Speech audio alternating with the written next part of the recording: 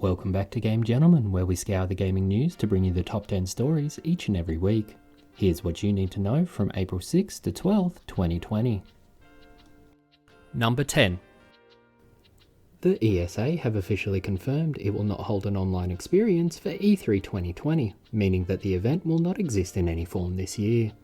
In a statement shared with PC Gamer, the ESA states that it will instead be working with exhibitors to promote and showcase individual company announcements. Later in the week, the ESA confirmed the dates for E3 2021, which will take place from June 15 to 17.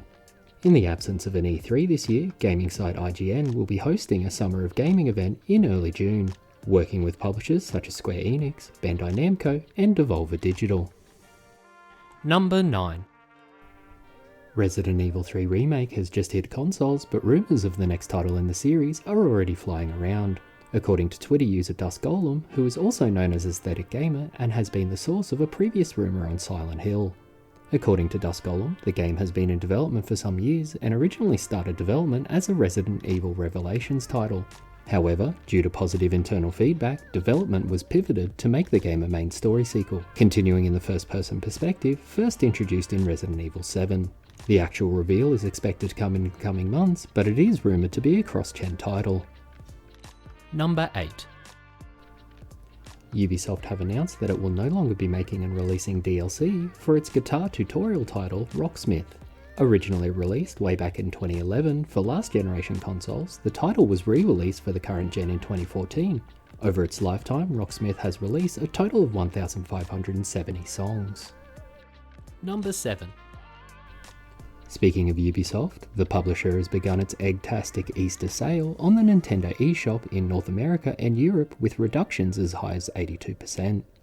The sale will run until the 21st of April in America and 29th of April in Europe and includes titles such as Mario and Rabbids, Assassin's Creed, and Rayman.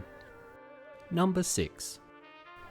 Leggo have officially announced a line of Super Mario sets to be launched on the 1st of August. The sets include the Starter Course, Piranha Plant Power Slide expansion, and the Bowser's Castle expansion. The Mario figures within the set will have built-in LCD screens in its eyes, mouth, and belly to display a variety of reactions to movement, colour, and action bricks. Each of the sets will contain challenges for users to play against friends and will release with a companion app to keep track of scores as well as provide instructions and suggest other creative ways to play. Number 5. YouTuber SuperLewis64 has modified a Nintendo Ringfit controller to play through Darksouls 3. Mapping the game to the unique button and motion controls of the Ringcon controller, you can see Lewis build up a sweat while working out like his life depended on it. Which, it is Dark Souls 3, so it kind of does.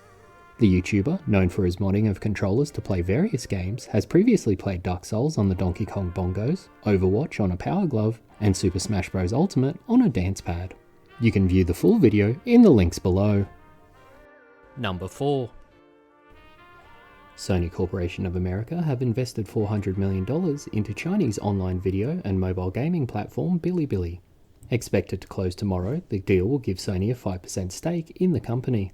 Bilibili CEO Rui Chen said in a statement, "The strategic investment and business cooperation further align our goals to bring best-in-class content offerings and services to our users, as we increase our domestic stronghold in animation and mobile games. We look forward to joining efforts on a broader scale to fulfill the tremendous and growing entertainment needs in China." Number 3. Google is offering anyone in the US, UK and Canada a free subscription to its Stadia Pro service for 2 months. This includes new users and existing subscribers. The service would normally cost users $9.99 a month in addition to any games they wish to play.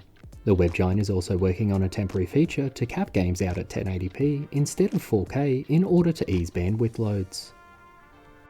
Number 2.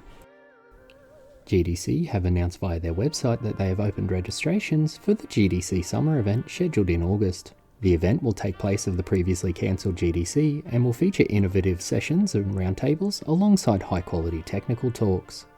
The GDC have mentioned in the post that they will continue to monitor the latest information from health officials to ensure a safe and compelling event for everyone, and if they are forced to cancel, paid registrants will be entitled to a full refund.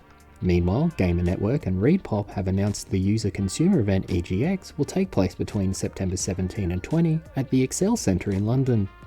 The conference centre is currently being used as a temporary facility for COVID-19, and the organisers have advised they will closely monitor the situation and follow guidance from the UK government. Number 1. Sony have officially unveiled the controller for the PS5, named the DualSense. The controller design departs from the tried and true shape of the previous DualShock controllers and boasts features such as haptic feedback and adaptive triggers, which Sony claims will let players realistically feel the slow grittiness of driving a car through mud or the tension of drawing a bow to shoot an arrow. Additionally, the controller will feature a built-in microphone to allow a headset-free game chat, a long battery life, and a new Create button replacing the DualShock 4's Share button. On the controller, Sony President and CEO Jim Ryan said, "DualSense marks a radical departure from our previous controller offerings and captures just how strongly we feel about making a generational leap with the PS5. The new controller, along with many innovative features in PS5, will be transformative for games, continuing our mission at PlayStation to push the boundaries of play now and into the future." Radical departure is definitely a good way to describe it, with the new controller receiving mixed reactions on both gaming press and social media. Bethesda's Pete Hines has shared his take on the new controller via Twitter. "I've gotten to try the haptic feedback and adaptive triggers on this thing and was very impressed. I think games are going to do some really cool things with them." He followed up with a tweet, "You sort of immediately forget about the PS4 controller. I went back and forth between them and you immediately just want to use the PS5. And now you're all caught up. What do you think of the new DualSense controller? What do you think it means for the design of the console? Tell us your thoughts in the comments section below. Be sure to like and subscribe to stay up to date with our news and video content.